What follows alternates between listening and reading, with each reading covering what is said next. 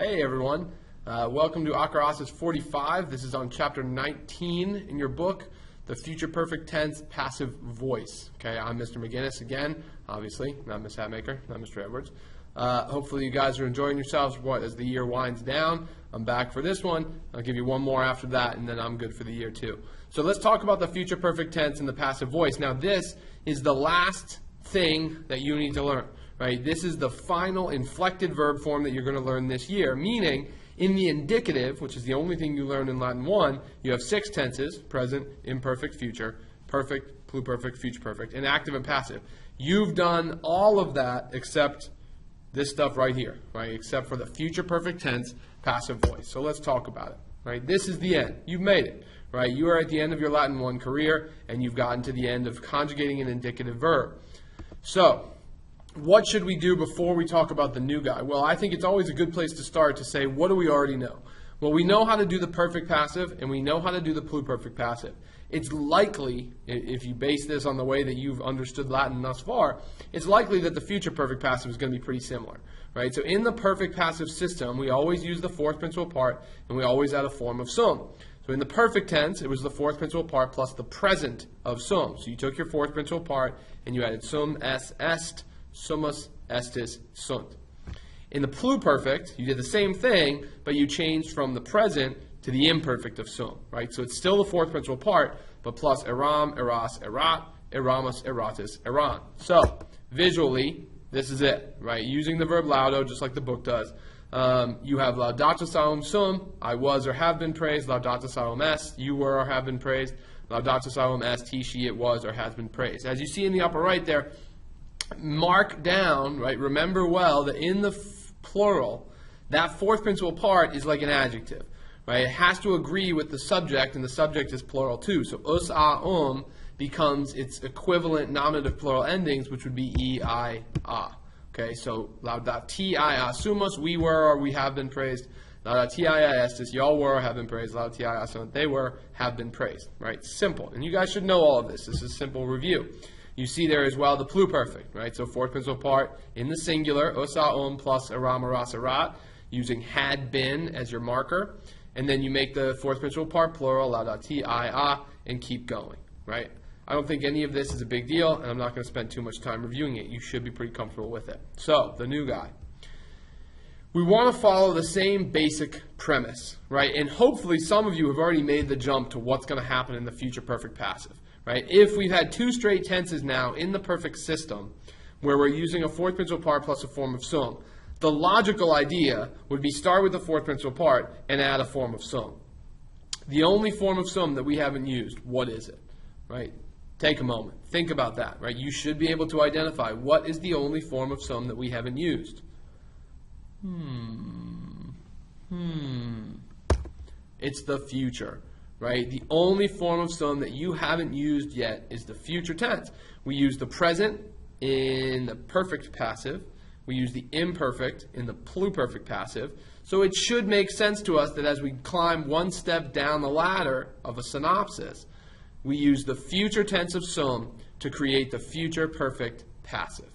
Okay? We use the future tense of sum to create the future perfect passive. So you still have your fourth principal part, laudatus a plus the future of sum. So laudatus a ero, laudatus a eris, laudatus a erit.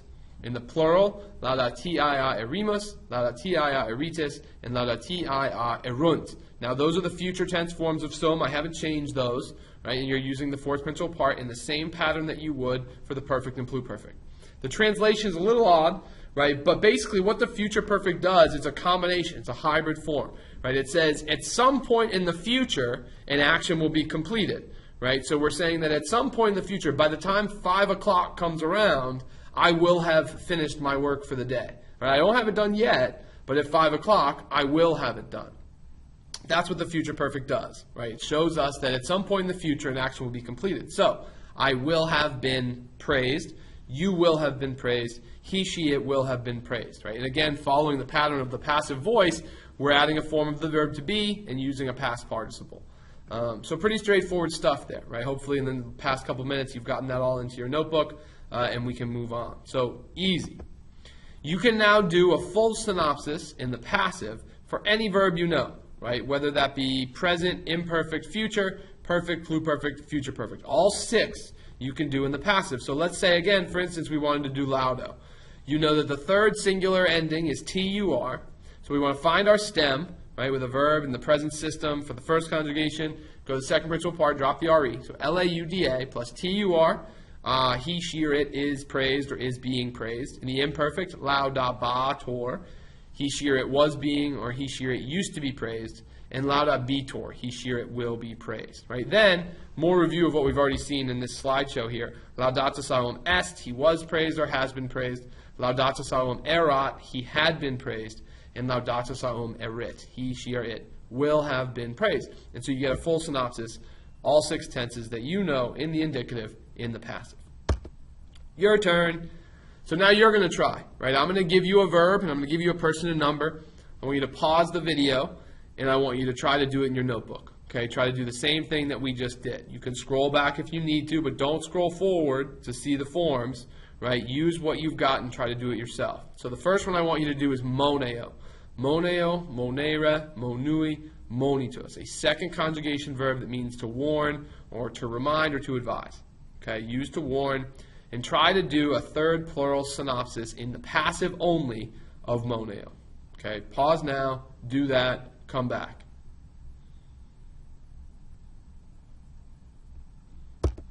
All right, welcome back.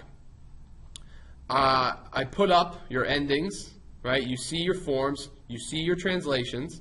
So check those with your answers, right? Make sure what I've got there for moneo in the third plural. So you should have monentor, M-O-N-E is your stem.